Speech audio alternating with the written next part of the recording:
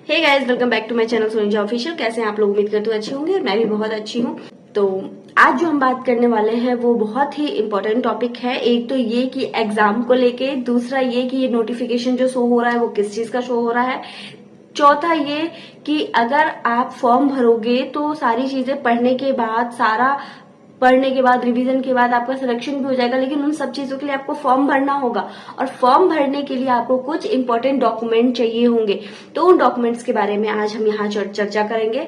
तो वीडियो बहुत इंपॉर्टेंट है, तो प्लीज वीडियो को पूरा देखिएगा। और हाँ, अगर मेरे चैनल पे नए हैं तो लाइक, शेयर और सब्सक्राइब कर दीजिएगा। ओके, चलिए तो बिना डिले के शुरू करते हैं आगे का ब्लॉग। तो ये न्यूज सबको मिल चुकी होगी और ये एक फेक न्यूज है, मैं आपको बता दूं। क्योंकि देखिए, ऑफिशियली बीपीएससी की तरफ से ऐसा कोई नोटिफिकेशन नहीं आया या ऐसा कोई भी अपडेट नहीं आया। हाँ, आज 20 अप्रैल थी तो ये आना था बट नहीं आया है। और ये जो न्यूज सर्कुलेट हो रही है ना, ये बिल्कुल ही गलत है और ये बस कैंडिडेट को गुमराह किया जा रहा है और कुछ नहीं है। तो प्लीज आप इन न्यूज पे भरोसा मत कीजिए और ना ही इस पे फोकस कीजिए। अगर आपको सच्चाई जाननी है तो ये जो वेबसाइट आपको दिख रही है ना, इस पे जाके बीपीएससी की ऑफिशियल वेबसाइट पे जाके चेक कर लीजिए, आपको कुछ भी नहीं मिलेगा। ठीक है, तो इसीलिए आप टेंशन फ्री हो जाओ, आप जो अपना काम है वो करो।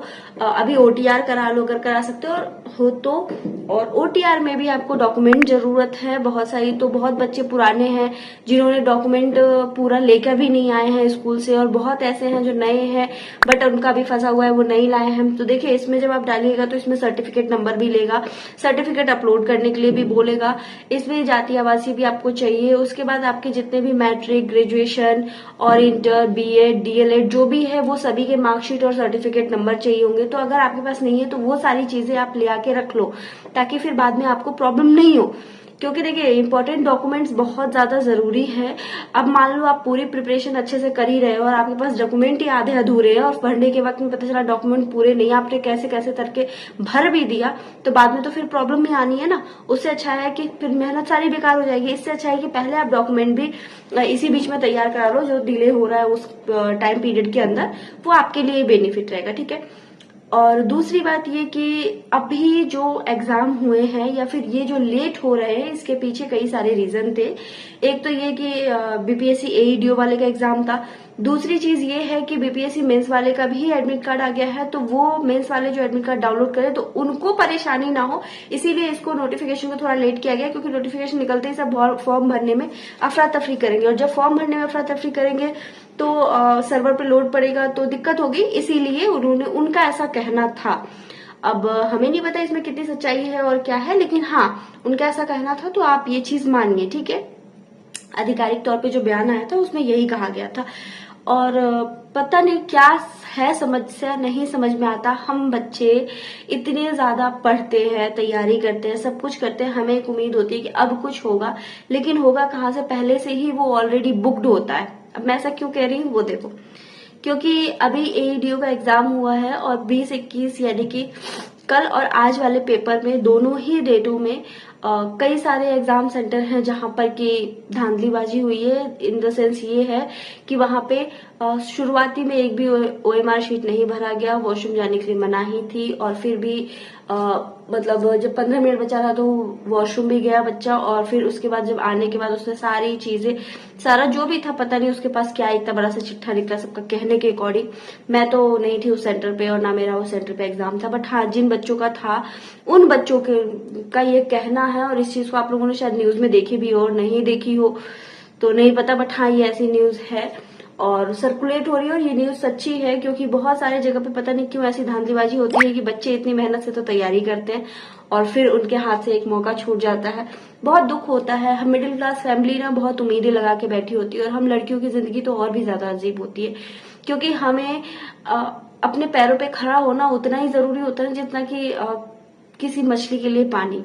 मैं ऐसा क्यों कह रही हूँ, जो लड़कियां होंगी और जो मेरी वीडियोस देख रही होंगी वो शायद इस चीज को रिलेट कर पाए, क्योंकि इन हम लोगों के हिस्से में जॉब भी आनी चाहिए, घर की जिम्मेदारियां भी हमें अच्छे से पूरी करनी है, सबकी रिस्पॉन्सिबिलिटीज भी उठानी है। और ओवरऑल अगर मैं कहूँ ना तो सब कुछ को करते हुए ही सब कुछ को लेके चलना है। अगर किसी एक चीज में भी जरा सी चूक हो जाती है ना तो बस दोष दिया जाता है कि तुमने ऐसा नहीं किया और तुमने ऐसा नहीं किया, सबने ऐसा कर लिया, ये हो गया, उसकी देखो उसने ऐसा किया। पता नहीं क्यों कमियां, चाहे हम कितने भी काम अच्छे कर दें लेकिन नहीं।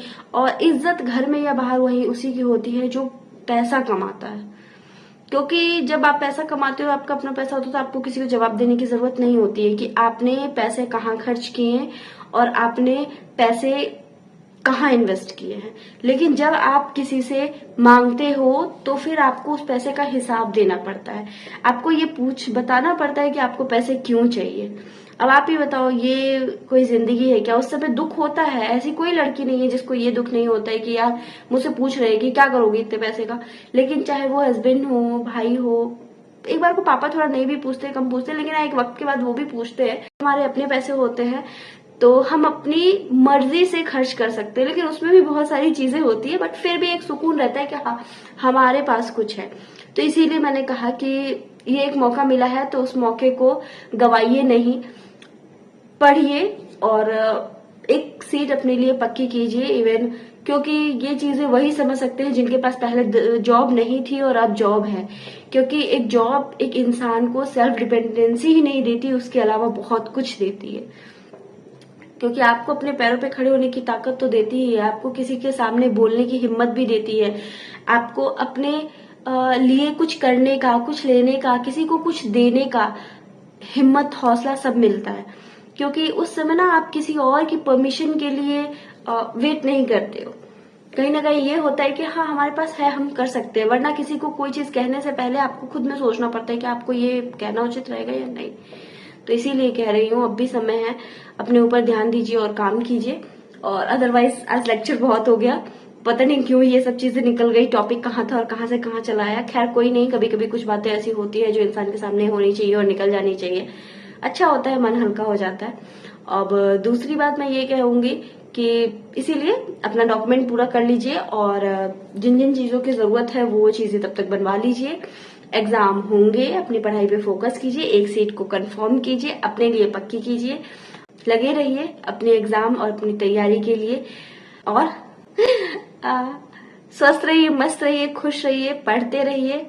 और मेरे चैनल पे अगर नए हैं तो लाइक, शेयर और सब्सक्राइब जरूर कर दीजिएगा। Okay, bye bye. और क्या आप लोग के डॉक्यूमेंट कंप्लीट है या नहीं कंप्लीट है तो जरूर बताइएगा। अगर आपको और कोई इन्फॉर्मेशन चाहिए हो तो मुझे कमेंट कीजिएगा, मैं जरूर बताऊंगी।